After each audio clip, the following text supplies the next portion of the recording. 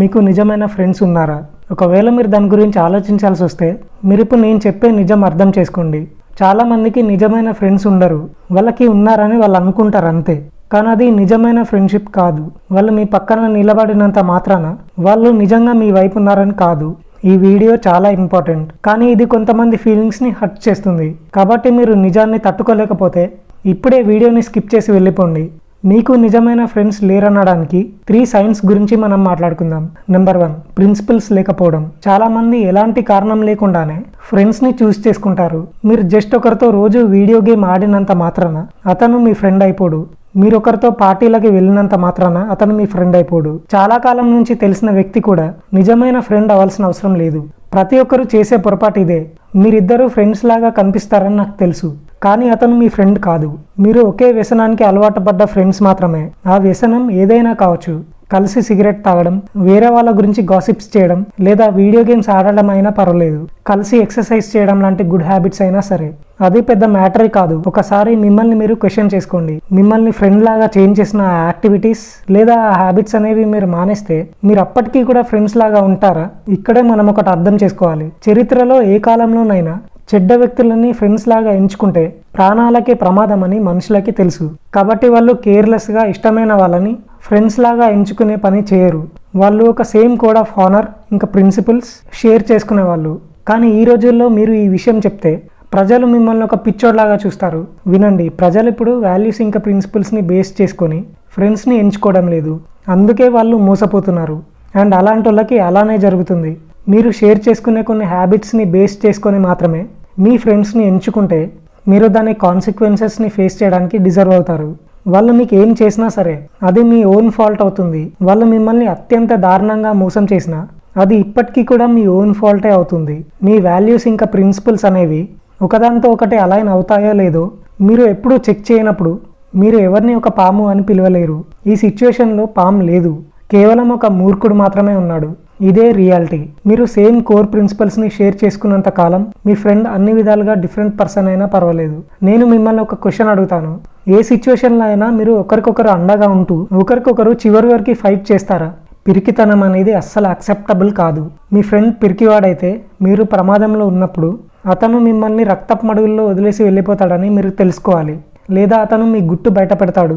అవును, మీరు మీ fake friends సరదాగా ఉన్నప్పుడు అంతా సరదాగానే ఉంటుంది. కానీ వాళ్ళు మిమ్మల్ని వదిలేసి వెళ్ళిపోయినప్పుడు మీరక్కడ చావు బతుకుల మధ్య పడి ఉన్నప్పుడు అప్పుడు అది సరదాగా ఉండదు.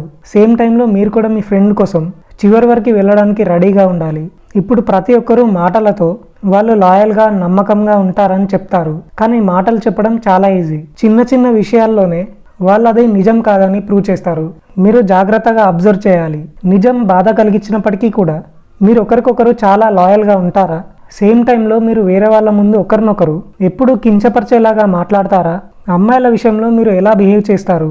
ఎంత డబ్బు పందెంలో ఉన్నా కూడా మీరు ఒకరికొకరు నమ్మకంగా ఉంటారా? ఈ క్వశ్చన్స్ అన్నిటికీ మీరు మీ ఫ్రెండ్స్ సేమ్ ఆన్సర్స్తో ఉండాలి. మీ ఫ్రెండ్షిప్కి పిల్లర్ అనేది కేవలం కలిసి సరదాగా గడపడం లేదా ఏదైనా యాక్టివిటీని కలిసి చేయడంపై మాత్రమే బేస్ అయి ఉంటే ఆ ఫ్రెండ్షిప్కి పిల్లర్ లేనట్టే. అదొక లోయెస్ట్ లెవెల్ ఫ్రెండ్షిప్ అని అర్థం. అది గుర్తుంచుకోండి. Number 2, value exchange. చాలామందికి ఈ విషయం వినడం ఇష్టం ఉండదు, కానీ ప్రతి రిలేషన్ ఒక వాల్యూ ఎక్స్చేంజ్ మాత్రమే. రెగ్యులర్గా ఫ్రెండ్షిప్లో ఇంత ఎక్కువగా వాల్యూ ఎక్స్చేంజ్ జరిగితే ఆ ఫ్రెండ్షిప్ అంత బాగుంటుంది. మీరు ఈ నిజాన్ని కాదనడానికి ట్రై చేస్తే మీ ఫ్రెండ్షిప్స్ అనేవి ఫేక్గా ఇంకా వర్త్లెస్గా ఉండే ఛాన్సెస్ ఎక్కువగా ఉంటాయి. ఒకే విధమైన కోర్ ప్రిన్సిపల్స్ని షేర్ చేసుకునే ఇద్దరు ఫ్రెండ్స్ని ఎగ్జాంపుల్గా తీసుకుందాం. వాళ్ళని మనం టోనీ ఇంకా జేమ్స్ అని పిలుద్దాం. టోనీ చాలా మంచి లిజనర్ అండ్ చాలా తెలివైన వ్యక్తి. అతను చాలా ఫన్నీ కూడా. ఇంకా అమ్మాయిలతో బాగా ఉంటాడని అనుకుందాం. జేమ్స్ చాలా ఫిట్గా ఉంటూ బిజినెస్ ఓరియంటెడ్గా ఉంటాడు. అతను పట్టుదల ఉన్న వ్యక్తి. ఆ ఫ్రెండ్షిప్లో ఒక వాల్యూ ఎక్స్చేంజ్ జరుగుతుంది. జేమ్స్ లైఫ్ గురించి ఇంకా తన ప్రాబ్లమ్స్ గురించి ఇంకా సరదాగా గడపడానికి టోనీ దగ్గరకు వస్తాడు. జేమ్స్ వల్ల టోనీ ఫిజికల్గా ఇంకా బిజినెస్ పరంగా కూడా చాలా స్ట్రాంగ్గా చేంజ్ అవుతాడు. వాళ్ళు ఒకరికొకరు మల్టిపుల్ డిఫరెంట్ ఫామ్స్లో వాల్యూస్ ఆఫర్ చేసుకుంటారు. అది వాళ్ళ ఫ్రెండ్షిప్కి స్ట్రెంగ్త్ని ఇస్తుంది. ఎక్స్చేంజ్ చేసుకునే వాల్యూ అనేది ఒకేలా ఉండవలసిన అవసరం లేదు. ఇప్పుడు ఒకరికొకరు ఆఫర్ చేసుకునే వాల్యూ కూడా సిమిలర్గా ఉన్నా కూడా ఏం పర్లేదు. జేమ్స్కు తనలాగే ఉండే మరొక ఫ్రెండ్ ఉంటే వాళ్ళిద్దరూ వాళ్ళ ఫ్రెండ్షిప్ని స్ట్రాంగ్గా చేసుకొని ఇద్దరు కలిసి ఇంకా ఎక్కువ డబ్బులు సంపాదించుకోవచ్చు. ఏదేమైనా కానివ్వండి, ఐరన్ అనేది ఐరన్ని షార్ప్ చేస్తుంది. వాల్యూ ఎక్స్చేంజ్ అనేది డిఫరెంట్ ఫామ్లో జరుగుతుందా లేదా సిమిలర్ ఫామ్లోనే జరుగుతుందా అనేది ఇంపార్టెంట్ కాదు. రెగ్యులర్ వాల్యూ ఎక్స్చేంజ్ జరుగుతుందా లేదా అనేది ఇంపార్టెంట్. వాల్యూ ఎక్స్చేంజ్ అనేది ఎంత ఎక్కువగా జరిగితే అంత మంచిది. Number 3, fake friends. ఇలా చాలా రేర్గా జరుగుతుంది, కానీ కొంతమంది ఫ్రెండ్స్ నిజంగా పాములు లాంటి వాళ్ళే. ఇంతకుముందు చెప్పినట్టుగానే చాలా సిచ్యువేషన్స్లో ప్రజలు ప్రిన్సిపల్స్ గురించి ఆలోచించలేదు అండ్ అది వాళ్ళ ఓన్ ఫాల్ట్. కానీ అప్పుడప్పుడు సిమిలర్ వాల్యూస్ ఇంకా ప్రిన్సిపల్స్ని షేర్ చేసుకున్నట్టు నటించే వ్యక్తులు ఉంటారు. వాళ్ళు మీతో రియల్ వాల్యూస్ కూడా ఎక్స్చేంజ్ చేసుకుంటారు, కానీ వాళ్ళ కోర్లో వాళ్ళు మీ నమ్మకాన్ని కోరుకునే ఒక బురదతో కప్పిన పాము కంటే ఎక్కువ. మీరు వాళ్ళని ఒక అండర్ కవర్ పోలీస్ లాగా చూడొచ్చు. ఒక అండర్ కవర్ పోలీస్ చేయాల్సింది ఏంటంటే అందరితో కలిసిపోవడం.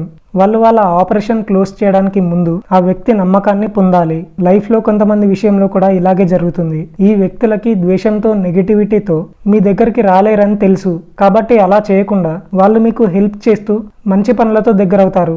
వినండి, కొన్నిసార్లు మీకు మంచి పనులు చేసేవాళ్ళు కూడా వాళ్ళ లోపల మీ మీదున్న ద్వేషాన్ని, మిమ్మల్ని ఎలాగైనా నాశనం చేయాలన్న ఈవిల్ హార్ట్ని దాచిపెట్టుకొని ఉంటారు. వాళ్ళ పనులు మంచివైనంత మాత్రాన వాళ్ళ హార్ట్ మంచిదని కాదు. మీ నమ్మకాన్ని గెలుచుకున్న తర్వాత ఈ వ్యక్తులు మీకున్న సెక్యూరిటీ తగ్గిపోయిందని, వాళ్ళ ఇంటెన్షన్స్ని ఎవరు అబ్జర్వ్ చేయట్లేదని తెలుసుకుంటారు. అందుకే ఫ్రెండ్స్ ఇంకా ఫ్యామిలీ మెంబర్స్ కొన్నిసార్లు మనల్ని ఎక్కువగా బాధ పెడతారు. ఎందుకంటే వాళ్ళలో కొంతమంది స్టార్టింగ్లో మంచి ఉద్దేశాలతో ఉండరు. తప్పుగా అర్థం చేసుకోకండి. ప్రజలని ఎప్పుడు నమ్మలేమని లేదా మీ ఫ్రెండ్స్ అందరూ మిమ్మల్ని మోసం చేస్తారని నేను చెప్పట్లేదు. మీ ట్రస్ట్ని, లాయల్టీని నిజంగా డిజర్వ్ అయ్యే వ్యక్తులు కొంతమంది ఉంటారు. కానీ ఎప్పటికీ జాగ్రత్తగా ఉంటూ మీరు కూడా వేరే వాళ్ళకి ఒక మంచి ఫ్రెండ్ లాగా ఉండండి. మీ లైఫ్లో మీరు ఒంటరిగా గడపవలసిన టైం కూడా ఉండొచ్చు.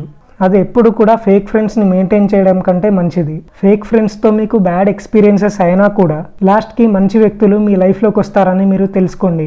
అండ్ వాళ్ళు వచ్చినప్పుడు వాళ్ళని మీ దగ్గరికి రానివ్వకపోతే మీరు ఒక ఫూల్ అవుతారు. ఈ విషయంలో కూడా ఐరన్ మాత్రమే షార్ప్ చేస్తుందని మీరు మర్చిపోకండి. నేను చెప్పేది మీకు అర్థమైంది అనుకుంటా. ఇలాంటి మరిన్ని మోటివేటింగ్ వీడియోస్ కోసం మా ఛానల్ని సబ్స్క్రైబ్ చేసుకొని ఈ వీడియోని షేర్ చేయండి, లైక్ చేయండి.